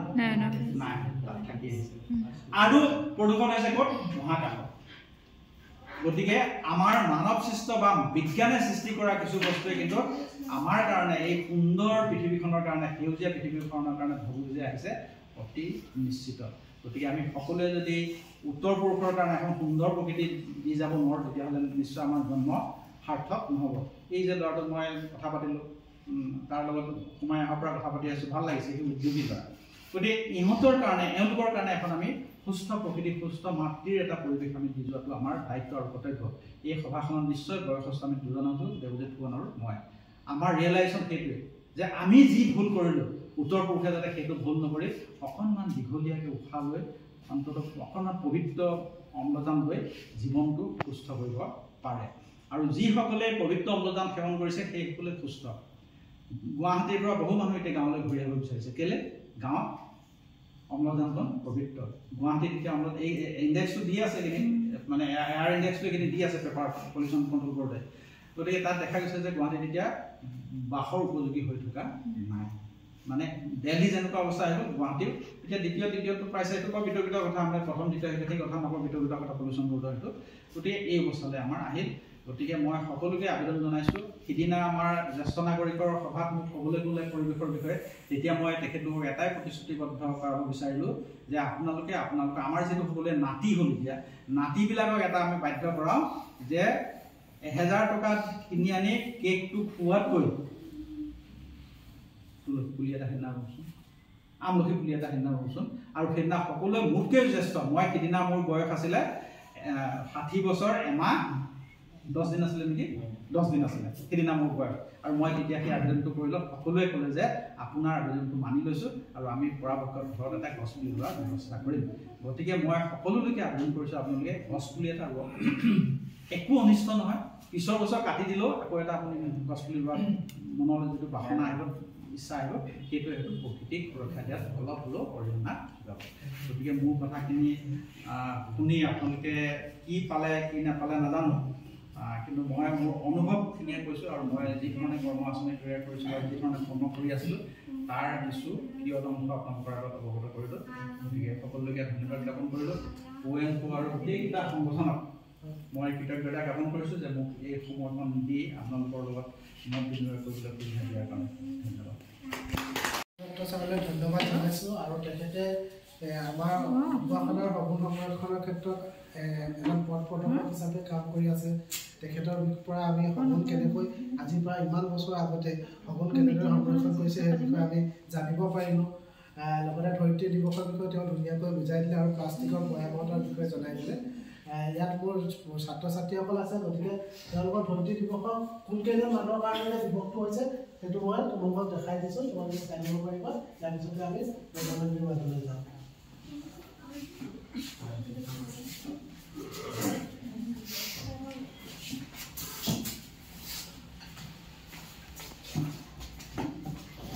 এই মানুহজন দেখিছা নহয় এই মানুহজনৰ নাম হ'ল গেলৰ্ড নিয়েলছন গম পাইছানে ছাৰে কৈছিলে হয়নে নহয় এজনৰ নাম হ'ল গেলৰ্ড নিয়েলছন তেওঁ আছিলে চিনেটৰ আছিলে যেতিয়া ভিয়েটনামৰ যুদ্ধ হৈছিলে তেতিয়া পৃথিৱীখন বৰ ভয়ানকভাৱে প্ৰদূষিত হৈছিলে তেতিয়া চান্টা বাৰবাৰা আৰু কুৱেহুগা নদীত জুই জ্বলি গৈছিলে তেতিয়া সেই গেলৰ্ড নিয়েলছনে চিন্তা কৰিছিলে যে আমি প্ৰকৃতিক ধৰিত্ৰীখন সুৰক্ষিত কৰিব লাগিব আৰু সেই চিন্তাৰে এটা দিৱসৰ কথা চিন্তা কৰিছিলে আৰু আমাৰ এই ভিয়েটনাম যুদ্ধত যিবিলাক আমাৰ মাৰাত্মক স্মগবিলাক ওলাইছিলে বা দূষিত পদাৰ্থ ওলাইছিলে সেইবিলাকে পৃথিৱীখনক কিমান ভয়াৱহভাৱে ক্ষতি কৰিছে সেই সম্পৰ্কে তেওঁ মানুহক বুজাবলৈ যত্ন কৰিছিল আৰু এপ্ৰিল মাহটোত তেওঁলোকে বাছি লোৱা এটা কাৰণ আছিলে এইটো সময়তে মানে বসন্ত ঋতুটো আহে আৰু আমাৰ স্কুলবিলাক তেতিয়া তাত নতুনকৈ খোলে ভিয়েটনামত গম পালানে সেইকাৰণে কৰিছিলে আৰু ইয়াৰ এজন সহযোগী আছিলে তেওঁৰ ষ্টুডেণ্ট আছিলে তেওঁৰ নাম হ'ল এইজন গম পাইছানে ডেভিড হেইজ গম পাইছা হাৰ্ভাৰ্ড ইউনিভাৰ্চিটিৰ ষ্টুডেণ্ট আছিলে হাৰ্ভাৰ্ড ইউনিভাৰ্চিটিৰ ষ্টুডেণ্ট আছিলে আৰু তেওঁলোকে আপোনাৰ দেখিছে না নদীত জুই লাগি কি কৰিছে গম পাইছা তাত আৱৰ্জনাবিলাক থওঁতে তেল পৰিছিলে তেল পৰা চান্টা বাৰবাৰাত সেইটো কুৱেহুগা নদী চান্টা বাৰবাৰাতো তেনেকুৱা হৈছে তেলৰ চামনি পৰি তেলবিলাক তাৰ পৰা লেতেৰাবিলাক গৈ গৈ পাছত এইটো জ্বলি গৈছে গতিকে এই দুজন মানুহৰ বিষয়ে আমি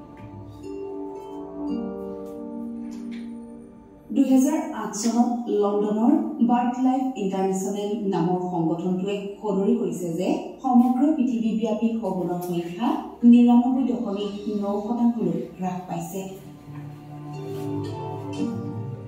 এই চেগতে এটা কথা উল্লেখ কৰা ভাল হ'ব যে 1990 চনৰ পূৰ্বে ভাৰতত শগুনৰ ওপৰত কোনো ধৰণৰ সৰজমিন জৰীপ হোৱা নাছিল।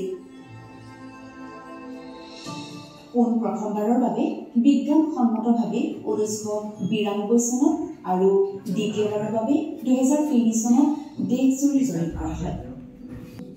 আমাৰ অসমত আমাৰ বাতৰিকাকতত দেখা পাওঁ যে খাদ্যত দীপক্ষীয়া হৈ শগুনৰ মৃত্যু হয়। কিন্তু বৰ্তমান সময়ত আমাৰ যিহেতু শগুনৰ সংখ্যা ক্ৰমান্বয়ে কমি আহিছে আৰু এই কমি অহাৰ কাৰণৰ পৰা অধ্যয়নৰ বাবে বিভিন্ন সংগঠনে বিভিন্ন ধৰণৰ জৰীপ চলাই আছে। আমাৰ পুৱাইলেও যোৱা 3টা বছৰ শগুনৰ জৰীপ চলাই আমাৰ শগুন ঢকুৱাখানালৈ কেইটা শগুন আহে, কেইটা প্ৰজাতিৰ শগুন আহে, সেই বিষয়ে আমি তথ্য সংগ্ৰহ কৰিবলৈ সক্ষম হৈছোঁ বা যোৱা কেইটা বছৰ কৃষকীয়াৰ কাৰণসমূহ আমি অধ্যয়ন কৰি কিছুমান নিৰ্দিষ্ট আমি ধাৰণা পাবলৈ সক্ষম হৈছোঁ সেই বিষয়ে আমি শগুনৰ সংখ্যা ক্ৰমাগতভাৱে হ্ৰাস পাই আহিছে। গতিকে এনেধৰণৰ যিবিলাক জৰীপ আছে এই জৰীপবিলাক খুব জৰুৰী। বিভিন্ন সংগঠনে জৰীপবিলাক কৰি আছে, তেওঁলোকৰ লগতে আমি সকলোৱে এই জৰীপবিলাকৰ আগভাগ ল'ব লাগে আৰু শগুনৰ যি বিপদাপন্ন পৃথিৱী সেই প্ৰকৃতিৰ সুৰক্ষাৰ বাবে কাৰ্যকৰী পদক্ষেপ গ্ৰহণ কৰাৰ ক্ষেত্ৰত এই জৰীপসমূহক আগত ৰাখি আমি বিভিন্ন ধৰণৰ পদক্ষেপ গ্ৰহণ কৰিব।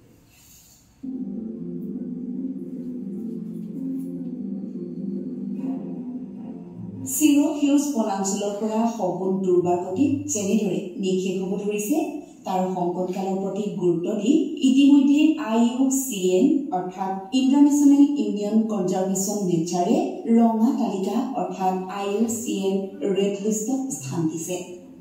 IUCN ৰেড ডাটাবুক অনুসৰি ভাৰতবৰ্ষৰ 9বিধ শগুন প্ৰজাতিৰ ভিতৰত আমি যদি চাওঁ ক্ৰিটিকেলি এণ্ডেঞ্জাৰ্ড প্ৰজাতিসমূহ হৈছে হোৱাইট ৰাম ভালচাৰ, লং বিল ভালচাৰ, স্লেণ্ডাৰ বিল ভালচাৰ আৰু ৰেড হেডেড ভালচাৰ। এণ্ডেঞ্জাৰ্ড বা বিপদাপন্ন প্ৰজাতিসমূহ হ'ল ইজিপচিয়ান ভালচাৰ, নিয়াৰ থিটেন যিকেইটা ভালচাৰ আছে এইকেইটা হ'ল হিমালয়ান ভালচাৰ, চিনেৰিয়াছ ভালচাৰ আৰু বিয়েৰ্ডেড ভালচাৰ। আৰু লিষ্ট কনচাৰ্ণ প্ৰজাতিৰ ভিতৰত পৰে ইউৰেছিয়ান বিকন ভালচাৰ। শগুনৰ কথা মনলৈ আহিলে চকুত এখন ছবি স্পষ্ট হৈ পৰে। মুকলি পথাৰ এখনত এটা মৰাশ পৰি আছে আৰু চাৰিওফালে আগুৰি লৈ এজাক শগুনে মঙহ ভক্ষণ কৰি আছে। প্ৰশ্ন হ'ল শগুনে মৰাশসমূহ বিচাৰি উলিয়াই কিদৰে? শগুনে মৰাশ বিচাৰি উলিওৱাৰ ক্ষেত্ৰত আমাৰ সমাজত বহু কথা প্ৰচলিত হৈ আছে, যেনে মাখিয়া শগুনক খবৰ দিয়া, মৰাশৰ মূৰটো দক্ষিণ ফালে পেলাই থলে ভক্ষণ কৰে নহলে নকৰে ইত্যাদি কথাবোৰ। এটা কথা অনুকিওৱা ভাল হ'ব যে ৰজা শগুনে অন্য শগুনৰ দৰে মঙহ খাবৰ বাবে মাংসক লৈ টনাজৰা নকৰে। ৰজা শগুনে শ খাবলৈ আহিলে প্ৰথমে শটোৰ পৰা অলপ দূৰত থাকে, বাকীবোৰে ৰজা শগুনক বাট এৰি দিয়ে, কাৰণ ৰজা শগুনৰ ঠোঁট আন শগুনতকৈ কঠিন আৰু ধাৰ থকা হয়। গহীন গম্ভীৰভাৱে খোজ দি ৰজা শগুনে শৰ ওচৰলৈ যায়। ৰজা শগুনে প্ৰথমে মৰাশ নাখালে আন শগুনে নাখায়। কেতিয়াবা ৰজা শগুন নাথাকিলে আন শগুনৰ মাজৰ পৰা দলপতি বাছি লয়। তেনে ক্ষেত্ৰত খোৱাৰ আৰম্ভণি দলপতিয়ে কৰে। ৰজা শগুনে নিজৰ পেট ভৰাই ততা তৈয়াকৈ তাৰ পৰা আঁতৰি যায়। আহাৰ খোৱাৰ সময়ত এটা জুমত এটা বা দুটাহে ৰজা শগুন থকা দেখা যায়। শগুনৰ পেটত থকা পাচক ৰসে সকলো ধৰণৰ বীজাণু ধ্বংস কৰিব পাৰে। সেইকাৰণে বেমাৰী জীৱ জন্তু খালেও অপকাৰ নহয়। শগুনৰ বাবে আদৰ্শ বাঁহ হিচাপে বিবেচিত হৈছে ভূমিৰ পৰা প্ৰায় 35 পৰা 40 ফুট ওখ, বতাহ ধুমুহা সহজে ভাঙিব নোৱাৰা পুৰণি গছবোৰ। ইহঁতে হাবিৰ মাজত নৈ কাষৰ বা অন্য ঠাইৰ ওখ গছ যেনে শিমলু, উৰিয়াম, চটিয়না, জৰি, আহঁত আদি গছৰ একেবাৰে ওপৰত ডাল পাত গোটাই ওপৰমুৱাকৈ বাঁহ সাজে। শগুনে খাদ্যৰ সন্ধানত প্ৰায় 80 কিলোমিটাৰ পৰ্যন্ত বিচৰণ কৰে।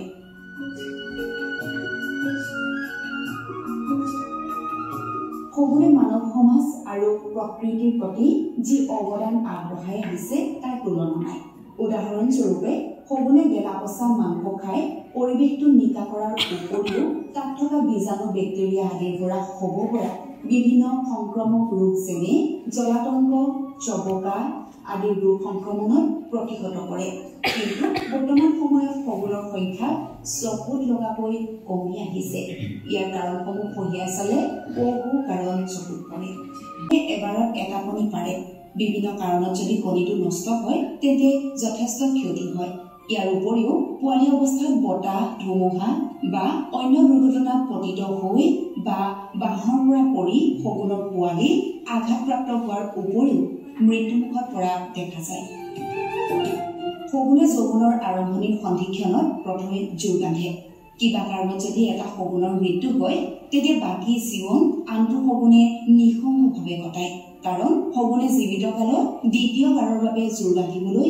আগ্ৰহী হোৱা দেখা নাযায় এই কাৰণটোৰ বাবেও শগুনৰ সংখ্যা উদ্বেগজনকভাৱে কমি আহিছে এই সমস্যাটো শগুনৰ কৃত্ৰিম প্ৰজননত বাধাৰ প্ৰাচীৰ হৈ থিয় দিছে শগুনৰ বিলুপ্তিৰ অন্যতম কাৰণ হ'ল পোহনীয়া জীৱ-জন্তু বিশেষকৈ গৰু ছাগলী ঘাঁহ জ্বৰ বা বিষ হ'লে ডাইক্ল'ফেনাক নামৰ এবিধ ঔষধ ব্যৱহাৰ কৰে চিকিৎসাৰ সময়ত যদি সেই জীৱ-জন্তুৰ মৃত্যু হয় তেতিয়া সেই মৃত দেহটো শগুনে ভক্ষণ কৰিলে শগুনৰ বৃক্ক বিকল হৈ মৃত্যুমুখত পৰে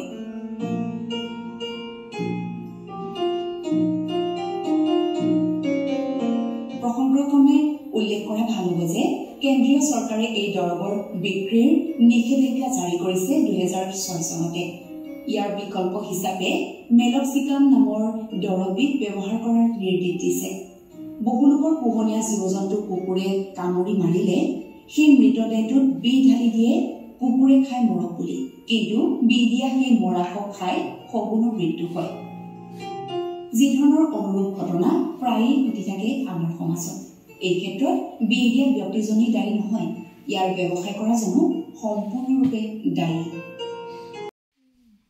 ইয়াৰ দুষ্প্ৰাপ্য হ'বলৈ লোৱা শগুনটোক সুৰক্ষাৰ কাৰণে ভালচাৰ ব্ৰিডিং চেণ্টাৰ 3টা আছে গোটেই ভাৰতত অসমত এটা পিঞ্জোৰত এটা আৰু ৰাজস্থানৰ পশ্চিমবংগৰ কোনোবা এটা এই 3টাই আছে 3টাত কি কাৰণে কৰা হৈছে ইহঁত শেষ হ'বলৈ লৈছিলে প্ৰাকৃতিকভাৱে ইহঁতে বংশ বৃদ্ধি কৰিব নোৱাৰা হ'ল গছো নাই খাদ্যও নাই ইহঁতৰ মানে সংখ্যাও নাই গতিকে ইহঁতক আবদ্ধ প্ৰজনন ব্ৰিডিং চেণ্টাৰ কেপটিভ ব্ৰিডিং কৰি সংখ্যাটো বঢ়াই তাক ডাঙৰ কৰি প্ৰকৃতিত এৰি দি পেলাই তাৰ সংখ্যাটো সুস্থিৰ কৰিবলৈ যত্ন কৰা হৈছে আৰু সৌভাগ্যৰ কথা ইমান শগুন মৰি আছে যদিও আমি শগুনৰ এটা ষ্টেডি কাউণ্টিং এতিয়ালৈকে হৈ আছে ডিক্লাইন হ'বলৈ পোৱা নাই যথেষ্ট কমি গৈছে যিটো বৰ শগুন গিফন ভালচাৰ কিন্তু আমাৰ পাতি শগুনটো প্ৰত্যেকটো ঘটনাতে এটা দুটা তিনিটা মৰাৰ ঘটনা হৈ আছে আজিলৈ ইমানেই আছিলে গতিকে মোৰ ভিডিঅ' আপোনালোকে চাই কেনেকুৱা পালে জনাবলৈ নাপাহৰিব মোক কমেণ্ট কৰিব আৰু মোৰ চেনেলটো ছাবস্ক্ৰাইব কৰিব গতিকে অন্য এটা ভিডিঅ' লগ পোৱাৰ প্ৰতিশ্ৰুতিৰে বিদায় ধন্যবাদ